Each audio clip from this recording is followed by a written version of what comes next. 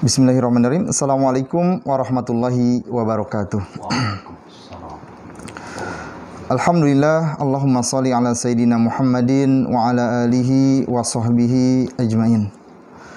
Alhamdulillah, bersyukur kepada Allah Subhanahu wa taala. Pada kesempatan kali ini kita masih diberikan kesehatan oleh Allah Subhanahu wa taala untuk sama-sama belajar ya di majelis Yas'alunaka Islam Solusi Kehidupan bersama Syekhuna Syekh Surahman Hidayat. Baiklah pemirsa yang berbahagia, kami ucapkan jazakumullahu khairan katsira kepada para pemirsa yang sudah menyampaikan pertanyaan kepada kami, mudah-mudahan menjadi asbab ilmu untuk kita bersama. Untuk itu kami pun mengajak para pemirsa sekalian untuk senantiasa mensupport channel dakwah ini dengan cara like, share, and subscribe ya, agar channel ini lebih bermanfaat bagi orang banyak. Baiklah pemirsa yang berbahagia, edisi kali ini adalah pertanyaan-pertanyaan seputar ibadah, yang mana sudah banyak pertanyaan yang masuk kepada kami ya. Pertanyaan yang pertama yang disampaikan kepada Syekhuna yaitu dari Bapak Munawir asal Makassar ya. Pertanyaannya, bagaimana cara mandi wajib bagi orang yang sakit telinga apabila dia kena air telinganya menjadi sakit seperti itu? Assalamualaikum warahmatullahi wabarakatuh. Allahumma shalli ala sayyidina Muhammadin wa ala alihi wa sahbihi ajma'in. Allahumma anfa'na bima 'allamtana wa 'allimna ma yanfa'una wa zidna ilman yanfa'una. Allahumma amin. Wudu atau mandi besar ya, sedangkan telinganya sakit, kalau kena air ya akan tambah sakit ya kan. Itu syariat iktisal atau al-ghusl, mandi itu ya untuk menghilangkan lirafil hadasil akbar ya kan, itu menghilangkan hadas besar ya. Tapi bagaimana kalau ya ada anggota badan yang lagi sakit, kalau kena air ya sakitnya bisa tambah atau bisa jadi lama begitu kan ya. Pada masa Rasulullah SAW pernah ada kasus ya, begitulah hikmahnya, bahwa kejadian apapun yang terjadi dalam hidup ini selalu ada kasus yang menimpa di masa Rasul bersama para sahabat untuk menjadi rujukan. Ya, satu rombongan para sahabat ya itu dalam ekspedisi jihad begitu ya, ada yang mimpi ihtilam ya, mimpi besar ya. Nah, kemudian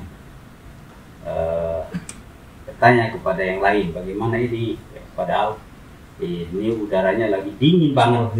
Wah, begitu. Kata yang ada itu ya, memang aturannya kalau mandi besar ya harus mandi gitu. Nah, gitu ya. Tidak ada alternatif. Ya begitulah pendapat yang ada. Ya, kan. Maka orang itu pun mandi besar, dan karena cuaca dingin begitu, akhirnya dia jadi sakit ya, bahkan dikabarkan beberapa waktu kemudian meninggal. Nah, setelah itu kasus itu disampaikan pada Rasulullah SAW, beliau ya merespon qatalahumullah, mereka telah membunuhnya, bukan? Iya, Allah akan melaknat mereka. Ya, kenapa mereka itu tidak tanya gitu, kalau mereka tidak jelas ya tentang kasus dan hukumnya? Pada cukup bagi mereka itu adalah tayamum ya kan, karena mandi besar juga bisa diganti dengan tayamum. Poinnya di sini adalah ketika mandi besar dengan kaifiat yang standar itu tidak memungkinkan, bahkan bisa diganti dengan tayamum. kalau bahkan bisa masih mandi besar tapi tidak sampai tayamum lah, dikurangi ya organ atau anggota tubuhnya yang kena air itu karena soalnya uzur kan, sama uzur kan begitu. Maka tentu itu ya ashal, itu lebih mudah ya kan. Bagaimana caranya? Ya itu cara ya kan, silakan. Bisa ditutup. Apakah ditutup dengan perban atau apapun bagian itu, yang penting Tidak kena air. tidak kena air. Itu demikian. Jadi ini kiasnya kias adna ya. Jadi kalau untuk diganti dengan tayamum saja harus dilakukan demi menghindari mudarat ya kan. Apalagi hanya ditutup sebagian dari anggota badan.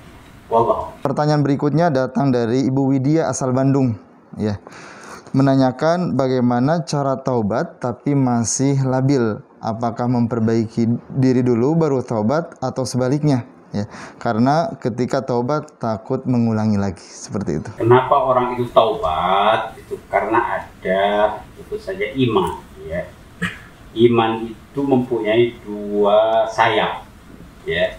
Sayap pertama, sayap al-khauf, rasa takut kepada Allah Subhanahu wa taala, takut dilaknat, takut azab, takut murka Allah ya kan. Yang kedua adalah sayap ar-raja, penuh harap ya. Oleh karenanya orang yang bersalah bukannya lari dari Allah kan, tapi mendekat dengan harapan tentu Allah akan mengampuni kan. Begitu. Nah, terkait dengan taubat ini, ya, tadi pertanyaan apakah memperbaiki dulu atau Langsung taubat? Langsung taubat. Tentu ada tahapan. Yang pertama al-i'tiraf ya bidzan bil maksiyah, mengakui ya perbuatan salah. Ya, mengakui ya. Wah, taraftu bidzanbi faghfirli, kan begitu dalam doanya. Aku sadar ya mengakui kesalahan. Ya, kalau kesalahan itu kepada Allah ya kan langsung kan begitu. Kalau kesalahan kepada sesama manusia tentu juga harus mengakui itu, baik langsung pada orangnya atau melalui orang lain, tapi harus diakui bahwa itu salah. Yang kedua adalah tentu an-nadam. Setelah mengakui nadam, perasaan menyesali diekspresikan dengan istighfar ya, kalau kepada Allah menyesal dan istighfar. Kalau kepada manusia tentu ada komunikasi. Sorry banget ya, maaf begitu. Jadi ada omongan lah ya bahwa dia menyesali apa yang dilakukannya itu keliru ya, dan harus disampaikan baik langsung maupun tidak langsung. Lalu berikutnya ya al-ikhla, yaitu menyetop, tidak lagi mengulangi. Ya, kalau dia sudah mengakui begitu, wah besok dia lagi orang, enggak lah kan. Jadi jangan istilahnya itu tobat sambel gitu, itu main-main ya kan. Kalau masih labil ini juga. Al-ikhla, stop gitu. Jadi harus ada keseriusan. Ya, kita pun kalau nulis itu, jadi keliru di tips X, jangan salah lagi kan begitu. Kalau baru di tips X di atasnya, iya, dicoreti lagi itu kan orang gila ya. Permainkan begitu. Jadi al-ikhla, baru al-ihsan, memperbaiki. Ini stop, lalu ke depan, ya memperbaiki, ya kan. Allah berfirman, innal hasanat yudhibnas sayyi'at. Ya, sesungguhnya kebaikan-kebaikan kita itu yudhibnas sayyi'at, akan menghilangkan, memupus ya kejelekan-kejelekan, keburukan. Begitu. Ya, jadi dimulai saja ya untuk bertobat. Dimulai saja. Baik, jazakumullah khair. Pertanyaan berikutnya datang dari Ibu Hani asal Depok ya, menanyakan cara mengganti hutang puasa yang mana orang tuanya ataupun ayahnya selama hidup tidak pernah puasa Ramadan. Apa yang harus dilakukan oleh anaknya seperti itu? Dan tidak tahu ya berapa jumlah yang harus diganti seperti itu. Ya, ini tentu saja ya. Innalillahi wa inna ilaihi raji'un. Astagfirullahaladzim. Ya kan, Muslim ya, ya seperti itu. Namun walaupun orang tuanya sudah meninggal, ada kesadaran dari anak-anaknya kan bagaimana. Tahu dari ibunya. Nah, seperti itu. Nah, ini dalam Islam kan ada arkanul Islam. Arkanul Islam itu sholat, kemudian zakat, syahadat, sholat, terus itu adalah merupakan satu susunan bangunan. Di sholat ya tidak akan diterima kalau belum syahadat. Kayak syahadatnya harus syahadatain yang ikhlas, yang benar, dipahami begitu, mana syahadatannya paham begitu, bukan hanya melafadzkannya yang paham tapi maknanya itu paham, beda. Lalu prakteknya yaitu yang pertama adalah sholat, ya kan. Baru berikutnya adalah ya ada dua riwayat, ya puasa atau zakat. Yang tidak terkait dengan kemampuan finansial kan puasa, ya siapapun bisa, ya.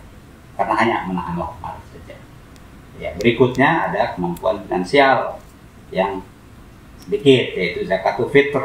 Setiap orang juga makan dan ada lebihnya. Nah itu zakat fitr. Lalu yang berikutnya itu adalah kemampuan finansial yang cukup besar. Makanya disebutkan manis doa, iya, haji, ya kan. Nah jadi ini dicek lagi apakah almarhum bapak itu ya kan sudah bersyahadat dengan benar dan diterangkan makna syahadat itu begitu, paham kan begitu. Ada konsekuensi yang ya, lalu bukti bahwa dia bersyahadat, bahwa dia apa kan?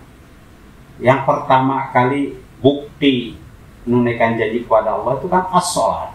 Dalam hadis itu kan awal ma yuhasabu alaihil abdu as-sholat. Yang pertama kali ya sholat. Jadi itu dipastikan dulu ya sebelum membahas soal mengqadha puasa. Sebab kalau sholatnya kosong, nanti kan tidak punya fondasi. Dibangunlah bangunan puasa, ya tidak masuk ya kan. Itu ya kan. Jadi cukup berat. Namun demikian sebagai ikhtiar ya, bagaimana ini ya? Berlanjut. Jadi bukannya mengqadha puasa ya kan, justru dicek sholatnya kan begitu. Justru sholatnya diselesaikan kan begitu ya. Baru ya puasanya itu. Bahwa puasa itu bisa oleh keluarga itu bisa. Asal itu tadi urutannya, pastikan syahadatainnya itu benar ya kan ya. Lalu sholatnya sudah ada ya kan, walaupun bolong-bolong tapi sudah ada lah. Nah, baru kan membahas soal puasa. Ya kan itu. Ya. Pertanyaan berikutnya datang dari Bapak David asal Pekanbaru. Ya. Apakah bagi laki-laki dan perempuan yang sudah bertunangan ataupun belum menikah diperkenankan bersentuhan seperti jalan bersama, saling pegangan tangan dan lain-lain? Bagaimana secara syariat seperti itu? Itu termasuk mendekati zina dan dilarang di dalam Al-Quran itu jelas, wala taqrabuz zina innahu kana fahisyatan wa sa'a sabila. Janganlah kamu mendekati zina. Iya, sebab zina itu perbuatan yang sangat keingkaran yang sangat dahsyat dan jalan yang sesat. Ya. Tentu tidak boleh dimaknai. Yang tidak boleh itu kan mendekati zina. Ya, zinanya ya apalagi kan gitu. Ya jangan sableng, orang tuh harus normal berpikir tuh kan. Jadi mendekati zina apa saja yang memang ada hubungannya dengan ujung-ujungnya, termasuk pacaran, ya termasuk yang ditanyakan itu jalan bersama. Ya. bahkan dalam hadis termasuk ya pandangan mata yang maksiat. Al-ainani tazniyan, ya kan, kedua mata itu bisa berzina gitu kan. Berarti kalau mata ini asal saja itu kan berarti mendekati zina kan, mulai dari zina mata. Wa zina huma an-nadharu, zina mata itu ya pandangan ya yang berlapan atau kemana-mana, iya kan. Nah, jadi saling memandang yang ya bukan pandangan yang kaget, nadhrah fujaiyah, ya tidak disengaja kaget, tapi disengaja, itu saja sudah muharram, ya, apalagi pegangan. Ya. Nah, itu lebih lagi gitu kan. Jadi mendekatinya itu makin dekat gitu kan. Jadi itu harus ditinggalkan kalau mau bertobat dan kembali ke jalan yang lurus, insya Allah. Pertanyaan berikutnya datang dari Ibu Patiah Nur Azmi asal Jakarta, menanyakan tentang hukum merokok di bulan Ramadan ataupun ketika berpuasa. Ya Allah, ini kan pengetahuan umum saya kira ya, setiap muslim itu ya iya, siapapun lah tahu lah merokok itu ya membatalkan. Bahasa Arabnya kan syurbud dukhon, meminum, ya dukhon, apa namanya asap. Nah, istilahnya saja syurb, minum, ya, seperti hanya meminum air kan itu membatalkan, meminum rokok juga membatalkan. Lah, kan tidak ada airnya. Ya bagi perokok itu tahu betul kan. Iya, tentu lebih mantap merokok daripada minum, ya kan. Bahkan banyak yang sebelum apa-apa merokok dulu, baru makan, baru yang lain. Jadi begitu orang itu sangat ketergantungan, adiktif ya dengan rokok. Oleh karenanya, ya pasti rokok itu membatalkan, kan? Kalau itu pertanyaan. Pertanyaan berikutnya datang dari Ibu Lina asal Depok, ya, menanyakan terkait kondisi anaknya yang sedang sakit. Sudah dibawa ke rumah sakit Fatmawati, RSCM, sudah di ronsen, sudah 6 bulan tapi belum ada hasil sakitnya apa, ya.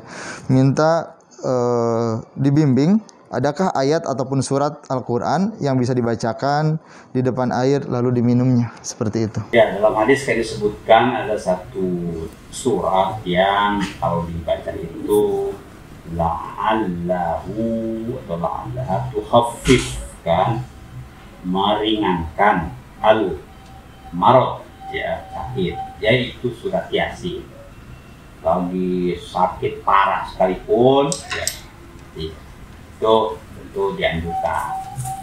Dan surat atau ayat-ayat ruqyah, nah, ya ustadz yang tahu itu sudah tahu lah, panggil lah ustadz yang memang soleh, dia ya, minta tolong ya, untuk bisa membantu anak itu dari sisi terapi ya ruhiyahnya, ya kan.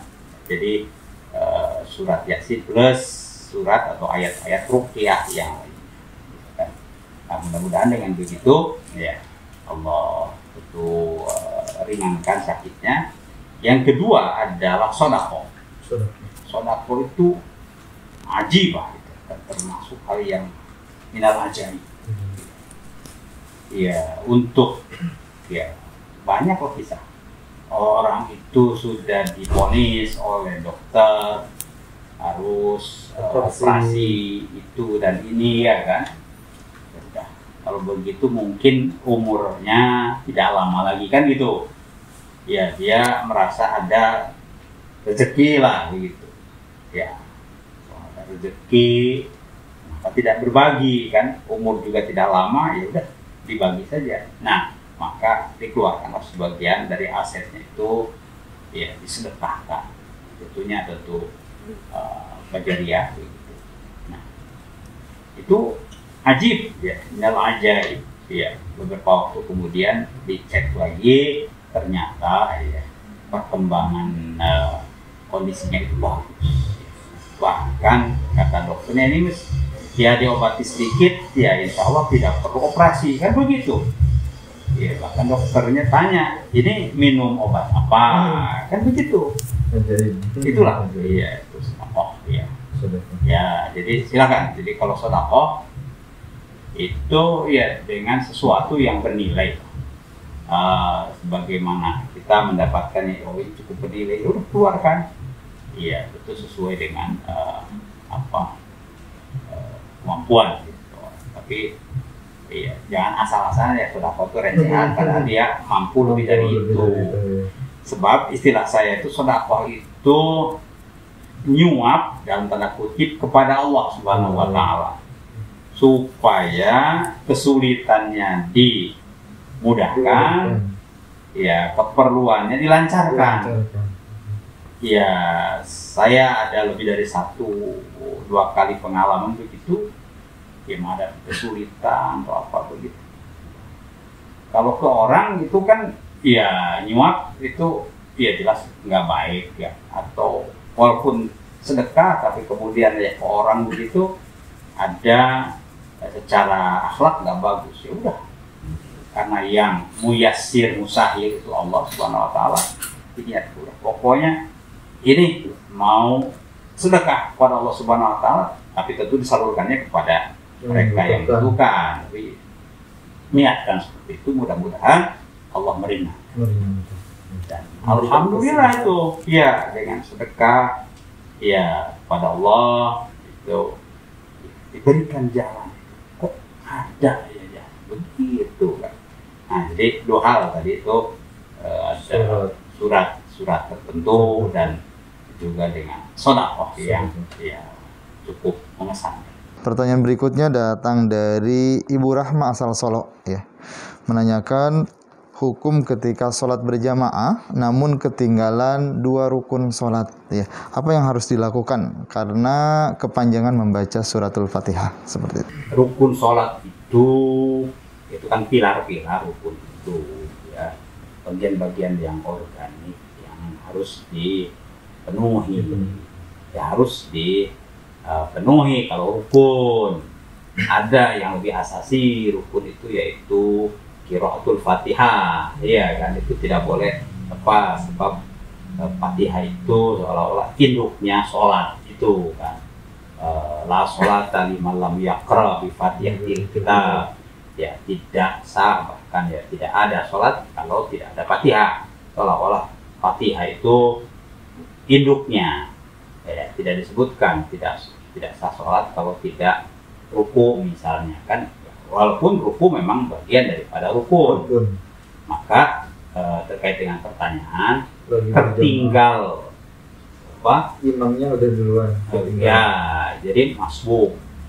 Nggak usah ngejar imam. Ya, wa ma fatatkum fa'atimmu kan begitu. Ya. Jadi setiap kali mendengar azan maka siaplah sholat ya. Waalaikum bis sakinah, tenang saja kan, nggak usah lari begitu.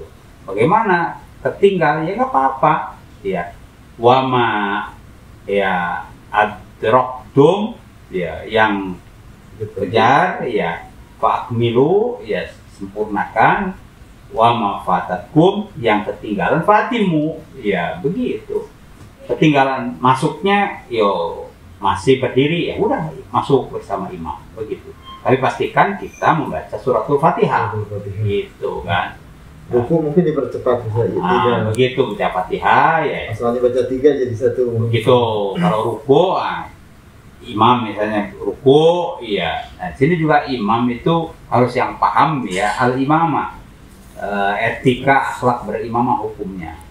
Ya, di antaranya adalah imam itu kalau mendengar atau mendengar ini ada yang masuk gitu kan di rakaat pertama, maka dianjurkan imam itu yutilur ruku, dipanjangkan sedikit kan supaya terkejar. Iya, kecuali kalau imamnya ya imam belajaran begitu, imam sopir tembak itu gitu ya itu makanya memilih imam itu ya tentu ada aturannya, tidak asal-asalan kan. Ya. Dalam hal-hal yang begini kan penting.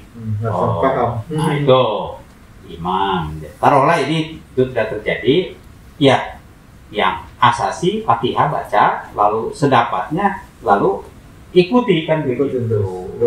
Sesuai dengan tiap rakaat kesempurnaannya. Bahwa nanti ujungnya harus nambah 1 rakaat tidak apa-apa kan begitu. Itu demikian, insyaallah. Pertanyaan berikutnya datang dari Bapak David Zulianto asal Pekanbaru ya. Yang menanyakan hukum belajar menggunakan fotokopi apakah diperbolehkan? Berarti kan ini media belajar ya. Buku atau diktat. Nah, tergantung, coba dicermati di situ adakah tulisan dari penulis atau penerbit ya terkait dengan haknya. Mungkin ada bahwa ya dilarang mengkopi atau apa begitu menyadur ya kan tanpa izin penulis atau penerbit.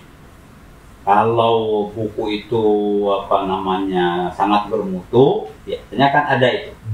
Ya, tapi kalau buku itu baru ya belum lah kan. Tapi secara umum itu hak orang. Ya, hak orang. Tentu kita ya ada yang namanya itu hak intelektual ya kan. Nah, bagaimana menurut undang-undang tentang hak intelektual haki dan hak cipta kan tidak boleh orang itu begitu saja. Nah, bagaimana kalau itu dilakukan misalnya? Nah, tentu ada sesuatu ya kerugian ya di situ ya. Nah, bisa nggak dikalkulasi ya kan, berapa itu kerugian? Kan? Kalau bisa dihubungi yang bersangkutan itu bagus. Supaya berkah ya, ilmunya berkah kan begitu ya. Nah, kalau tidak bagaimana? Ya sudah diinfakkan saja, salurkan pada kemaslahatan umat kan begitu.